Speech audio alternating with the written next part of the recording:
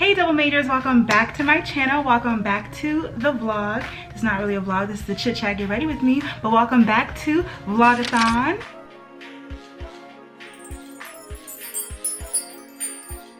In today's video, I'm going to be answering you guys' questions while I get ready. Today is 4th of July, but by the time you're seeing this, it's probably a couple of days beyond 4th of July.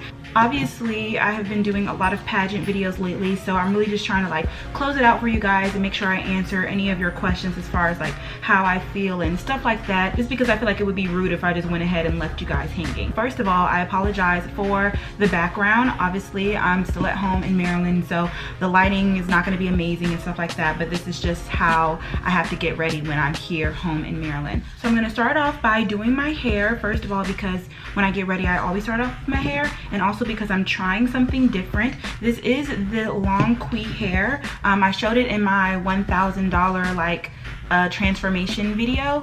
This is still the same hair. I'm going to talk a little bit about it while I'm getting ready because I'm pretty sure you guys want to know how I feel about the hair a little bit later on. This is the LONGQI Cambodian curly hair. I have 4 bundles of 20, 22, 24, and 26 inches with a 20-inch lace frontal. I bleached this twice and I toned it with the Wella T18. I will have a link to this hair in the description box down below. This is my second time working with LONGQI hair and I really like it. Normally I have been wand curling the hair, but for the past few days I've been wearing it in its natural texture, and then I just brushed it out, and now I'm going to try to crimp it or wave it. This is a Conair waver. I've literally had this since I don't even know how long. I can't even tell you guys the last time that I've actually tried to like crimp my hair. It was the last time that it was in style. So this is literally my first time doing it.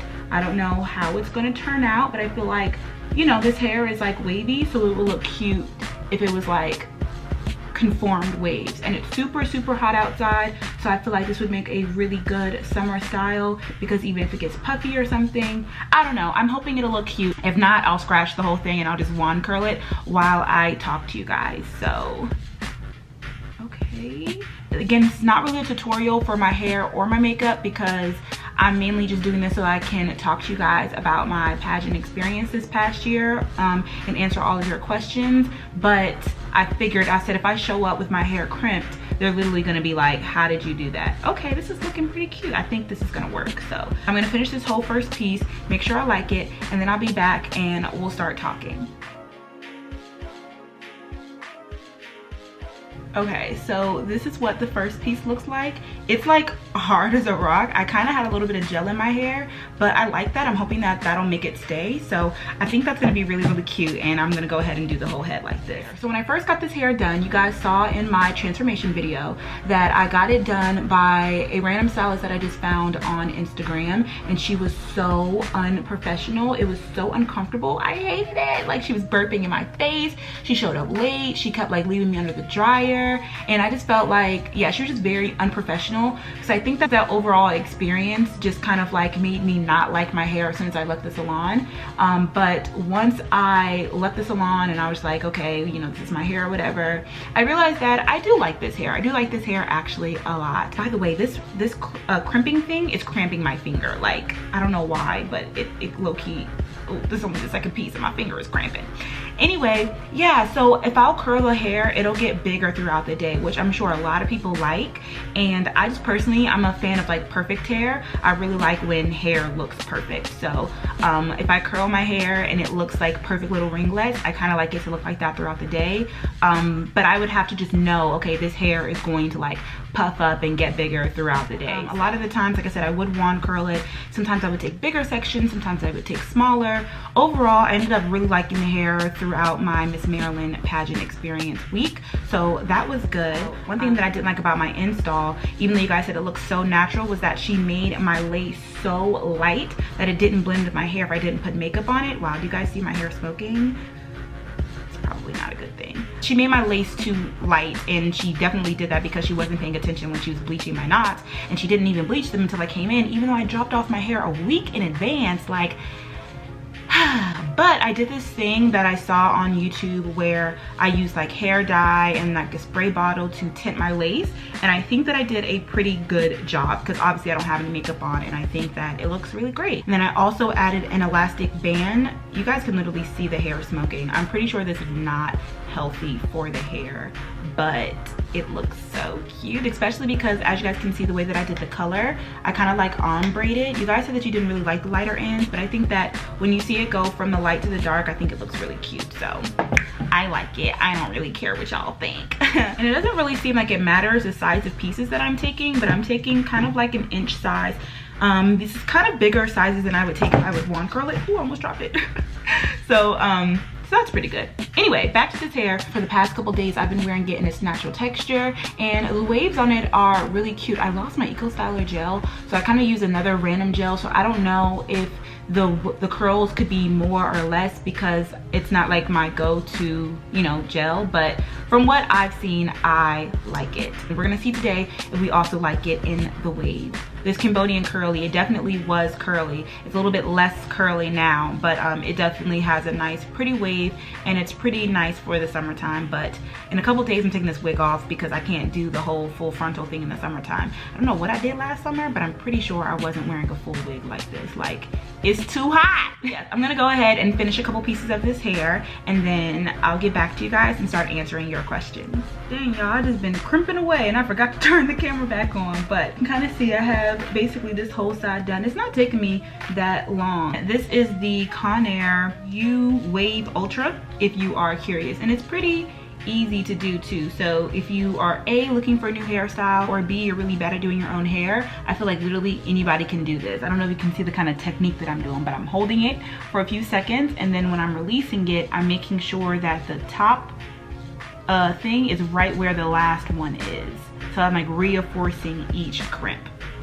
Pretty simple, pretty easy. It's gonna give me like these little waves. I'm gonna separate them in a little bit, but you get the gist. Okay, let's go ahead and finally get started with these questions. I'll probably be like, dang, Brelynn, are you gonna answer our questions or not?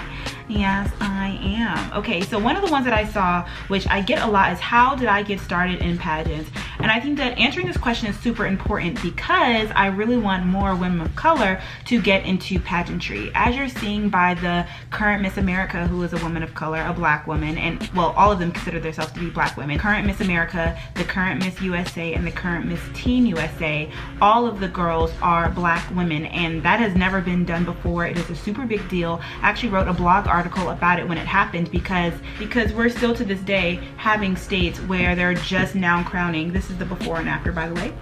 We're having states where they're just now crowning black women, like the first black women to hold a title in their state, and that's not okay. So how did I get started? I'm gonna tell my full pageant story once I am a national title holder, but for now, I honestly think that I was originally interested in pageants because of toddlers and tiaras, but my mom didn't know how to get started, and she just wouldn't really help me until I was basically on my own. I tried to do a few pageants at Spelman, but I was unsuccessful, and again, I'll tell that story later on in life. So I was going into my senior year, and I knew that I wanted to do a pageant. I actually got a DM on Instagram by the director of the Miss Black Georgia organization, and she basically said like, hey, we're gonna be hosting a pageant coming up for a black girl to hold the position of Miss Black Georgia. If you win, you get to go to Miss Black USA, which will be held in the summertime, and you know, yada yada yada. Would you like to apply for a local title position in order to compete? Now, with me already wanting to do a pageant, I kind of was familiar with the idea of like holding a local title and then going to the state pageant, competing, then holding a state title, then going to nationals. That is the same format of the Miss America organization, but at the time I wasn't super aware of the different pageant systems and whatnot. I really wasn't aware of pageantry outside of HBCU pageants, but I did know that I was really interested in it because if you guys remember my freshman year, my best friend at the time, Erica, she was actually a title holder. So when I was a freshman, she competed in the, because of where her birthday held and because we were freshmen, she was still able to be a teen competitor. So I ended up watching her compete online when she competed for Miss Mississippi Teen USA, and I loved it. I thought it was cool. She did a great job. She ended up being like top 5 or something, like really amazing. And that was underneath the Miss Universe organization, but she also had like a mentor who who was also a black woman, and she held the title of Miss Mississippi for the Miss America organization. And so I remember we all, you know, cuddled up in her room. We all watched together the Miss America. Of course, we were cheering for her friend. Her name, if you guys know of her, is Jasmine Ray, and she sung, and we were again cheering for her the entire time. She did really great. I don't know why this piece isn't doing so good. I'm gonna start over. I think that was like my first time actually like really watching Miss America, and I loved it. And from that point on, I was like, I really knew that I wanted to do a really big pageant. I wanted to do one that was gonna be televised and that other people could look up to, because I saw how Erica looked up to Jasmine because she was a black queen, and I said, I want to, you know, be that for other women as well. So when the director reached out to me to be a part of the pageant, she said that you will apply for a local title depending on where you live. So of course I did the application, and the application, I honestly can't really remember. It's just like applying for a job. It was nowhere as near as extensive as the paperwork that you need for the Miss America organization. I applied, and then I had to do an interview, and it was a phone interview with a panel of judges. I did the interview, I maybe did that in like May, and then by June I got an email saying that I had been crowned the position of Miss Black Atlanta. So when I won Miss Black Atlanta, then I like had to pay some fees, and from there y'all, I was sitting here talking, and I think that my crimper had a timer, or I pressed the off button because it wasn't working. And then Bonita came in. So, oh, this hair is really smoking. I think it's the gel that's coming out. Anyway, and then I decided to do my own like photo shoot to like let people know like, hey, I'm Miss Black Atlanta.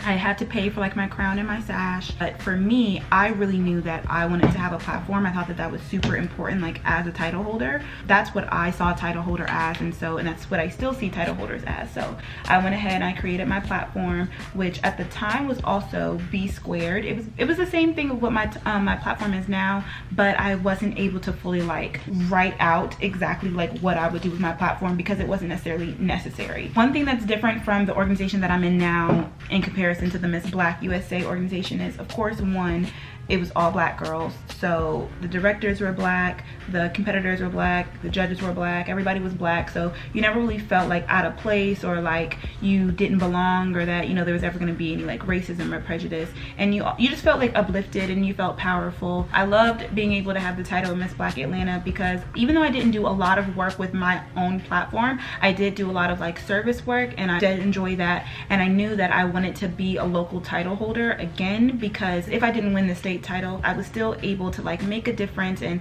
still do like community service as a local title holder. So I didn't want to compete every year for a state title and never win. When I did compete for the state title, I do have a vlog on it if you guys are new to my channel and you haven't seen it before. My experience, it was very unorganized.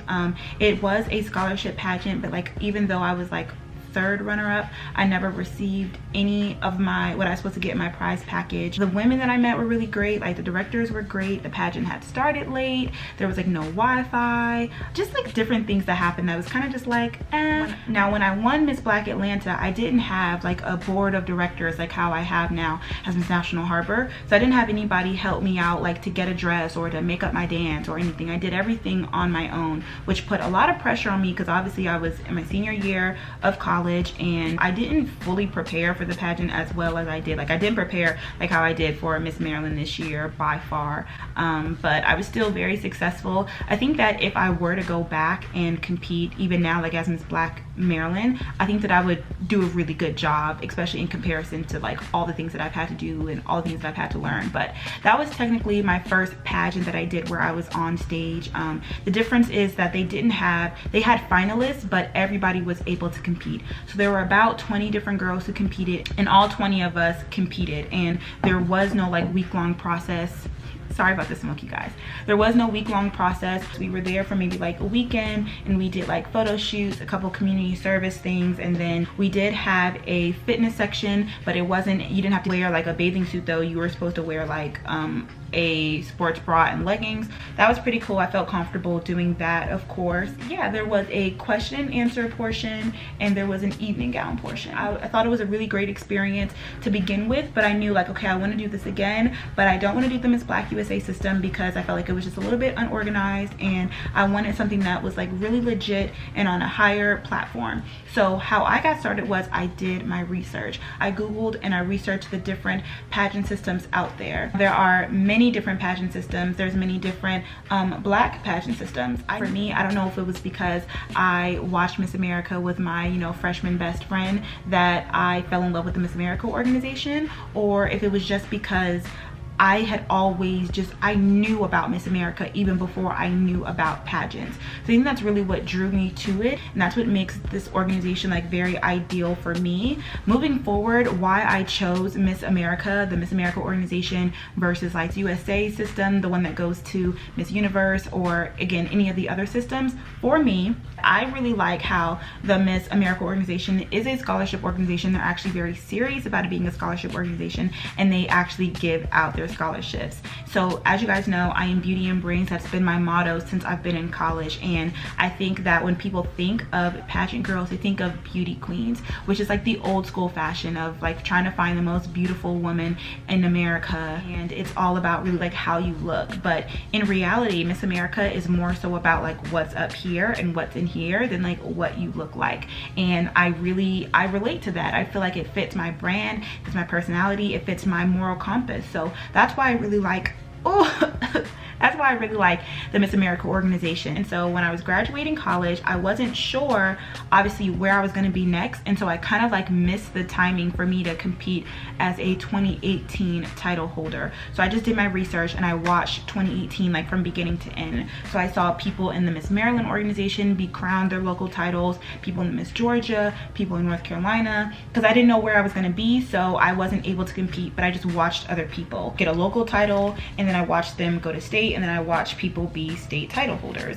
I watched a few state pageants as well. I watched Tennessee because for a time I thought I was going to go to a school in Tennessee. I watched North Carolina's, and I watched Georgia's. I didn't watch Maryland because I didn't think I was going to be back in Maryland, or that I would even compete in Maryland, because I only applied to like one school in Maryland. So once I found out that I was going to go to North Carolina State University, my immediate thought was, okay, win a local title in the Miss North Carolina organization in order for me to be eligible to go to Miss North Carolina.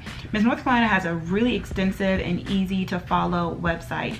You just go on their website, they'll show you all the different local titles, and then you can see the date that each of them are, and they'll tell you if you're eligible for which pageant. So most of the time you're eligible based off of where you live. So because I live in like the Raleigh, I live in Wake County, I am eligible for certain pageants. So I would look to see like what pageants were available for my area, and like the first one that I was eligible for that was closest to me was called Miss Garner County.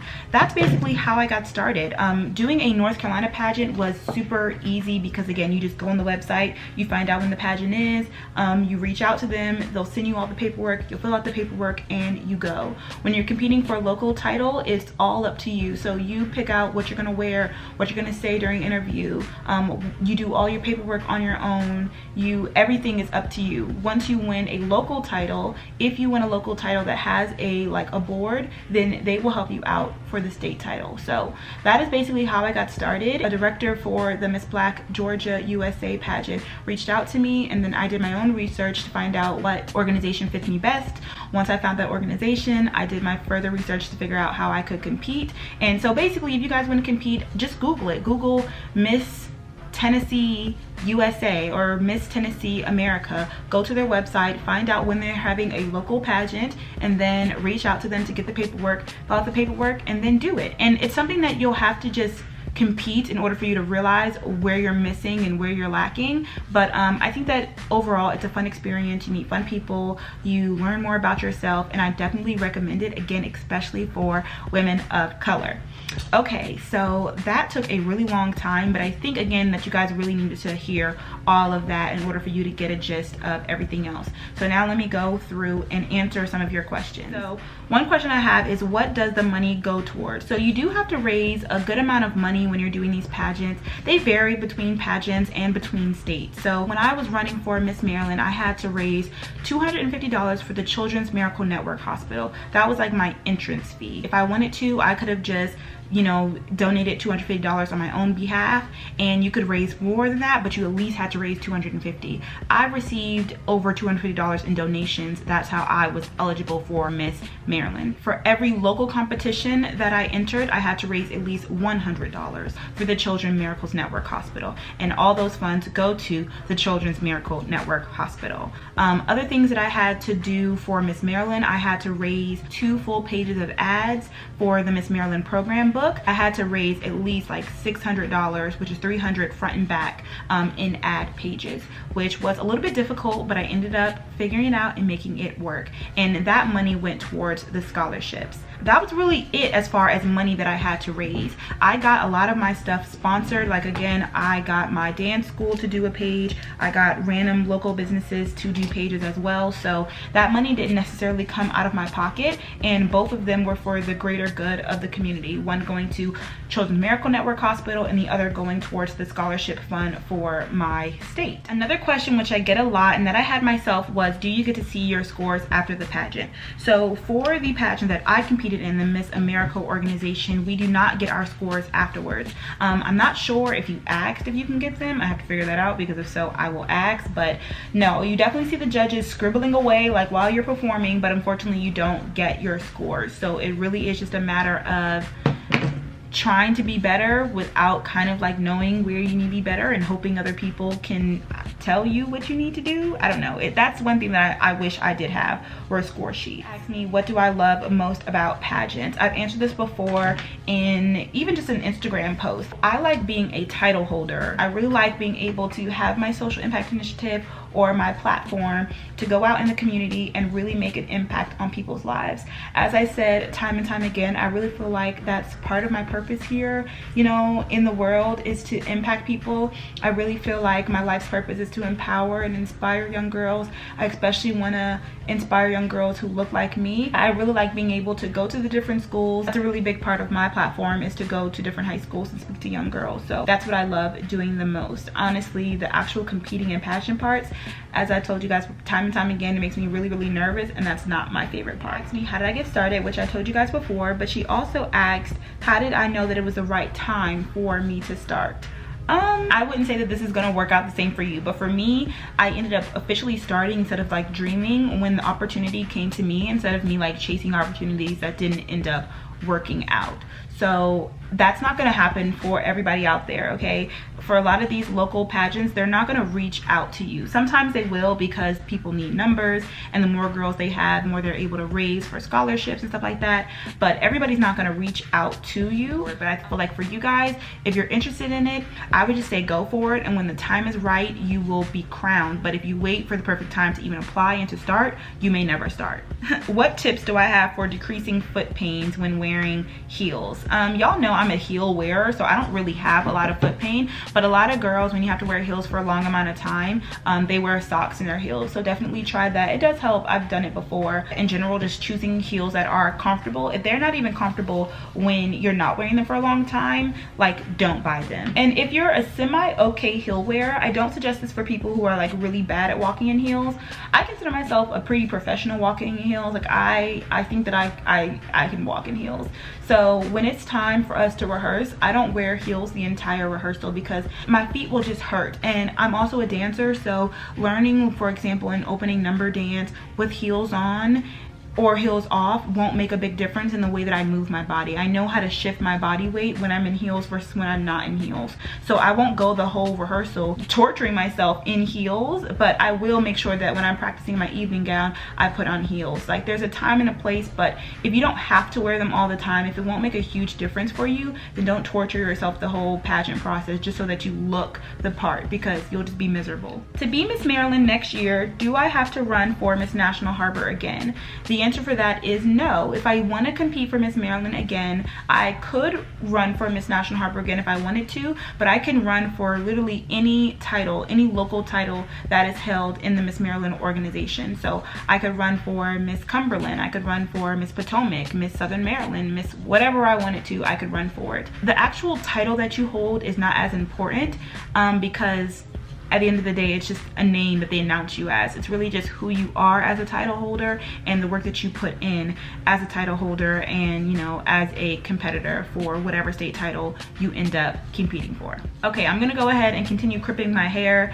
I feel like I was going to do my makeup in this as well, but I know this video is super duper long already. So comment down below if you guys want me to do another chit chat, get ready with me, talking about other questions. It could be a Q&A or just me talking, doing my makeup. I know you guys asked me a lot about like my full glam look. You guys really liked my makeup for my pageant week, so let me know if you guys want me to do that. But I think I'm just gonna finish off my hair and then do my makeup off camera. I hope you don't hate me. I'm so sorry. I'm so sorry. But y'all would not watch a 2-hour-long video, and this crimping my hair, oh my gosh, it's taking me so long. It's taking me way longer than it would if I would have wand curled my hair. FYI. Oh, this hairstyle takes so much time, but I'm almost done.